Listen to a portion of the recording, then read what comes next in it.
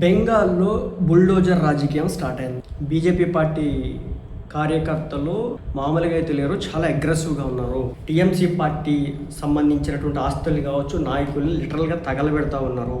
So మరో మణిపూర్ అయ్యిందంటూ కూడా social మీడియాలో వార్తలు ప్రచారం చేస్తూ ఉన్నారు. నిజమా అంటే కొంతమంది నిజం ఉంది, కానీ వాళ్ళు ఆ విధంగా తిరుగుబాటు చేయడం కూడా ఒక అర్థం ఉంది. ఎందుకు తిరుగుబాటు చేస్తూ ఉన్నారు? అణిచివేశారు ఇంతకాలం. వాళ్ళు గవర్నమెంట్ వచ్చిన ప్రతిసారి తొక్కేశారు, ఇబ్బందులు పెట్టినారు. సో దీంతో ఈ రోజున ఫ్రీ బర్డ్స్ అయినారు, ఎదురు తిరిగినారు, అంతే, అంతకుమించి ఏం లేదు. బట్ ఇది ఎక్కువ రోజులు కొనసాగిద్దంటే కొనసాగకపోవచ్చు, బట్ డ్యామేజ్ అయితే కనిపిస్తూ ఉంది. దీనివల్ల బీజేపీ పార్టీకి ఎంతో కొంత మిగిలిన రాష్ట్రాల్లో సింపతి పోవడానికి అవకాశాలు అయితే ఉంటాయి. వాళ్ళు ఉన్నప్పుడు ఇలాంటిదే చేశారు, మీరు అధికారంలోకి వచ్చి ఇలాంటి చేస్తారు, వాళ్ళకి మీకు డిఫరెన్స్ ఏంటి అనేది వస్తుంది అనమాట. కానీ ఇక్కడ గమనించాల్సిన విషయం ఇంకోటి ఉంది.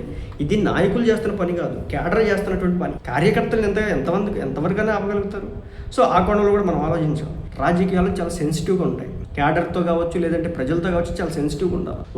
ఒక అమ్మాయిని అతి కిరాతకంగా అత్యాచారం చేసి చంపితే మమతా బెనర్జీ గారు రియాక్ట్ అయినటువంటి తీరు ఎలా ఉంటుందో తెలుసా, ఎలా అయిందో తెలుసా? నాకు అప్పుడే ఆమె మీద గౌరవం పోయింది. సో బెంగాల్లో అయితే బుల్డోజర్ రాజకీయం అయితే స్టార్ట్ అయిందట. ప్రస్తుతానికైతే కనుక టీఎంసీ ఓడిపోవడంతో అక్కడ బుల్డోజర్లు గర్జిస్తూ ఉన్నాయి. అసెంబ్లీ ఎన్నికల ఫలితాల తర్వాత రాష్ట్ర రాజకీయ వాతావరణం వేడెక్కింది. బీజేపీ చారిత్రాత్మక విజయం తర్వాత ఇప్పుడు అక్కడ హైటెన్షన్ నెలకొని ఉందన్నమాట. అత్యంత కీలకమైనటువంటి వ్యాపార కేంద్రాల్లో అర్ధరాత్రి వేళ బుల్డోజర్లు గర్జిస్తూ ఉన్నాయి. నివాసితులు ఒకసారిగా భయాందోళనకు గురయ్యారు. ఏం జరుగుతుందో అర్థం కాక దుకాణాలు తమ షాపులను హుటాహుటిన మూసేసి ప్రాణాలతో పోయినారనమాట.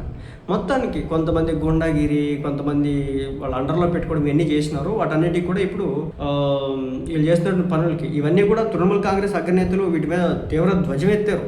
టీఎంసీ నాయకురాలు మొయిత్రా ఈ గంటకు సంబంధించి వీడియోని సోషల్ మీడియాలో కూడా షేర్ చేసింది. సో ఇదైనా బీజేపీ యొక్క పనితనం అని చెప్పేసి అడిగిందనమాట. ఏదేమైనప్పటికి కూడా ఒకటి, వాళ్ళు చేసినారు కాబట్టి మేము చేస్తామంటే కనుక ప్రజలు హర్షించారు. మిగిలిన రాష్ట్రాల్లో నెగిటివిటీ అవ్వడానికి అవకాశం అయితే ఉంటుంది. కొంచెం శాంతిస్తే బాగుంటుంది.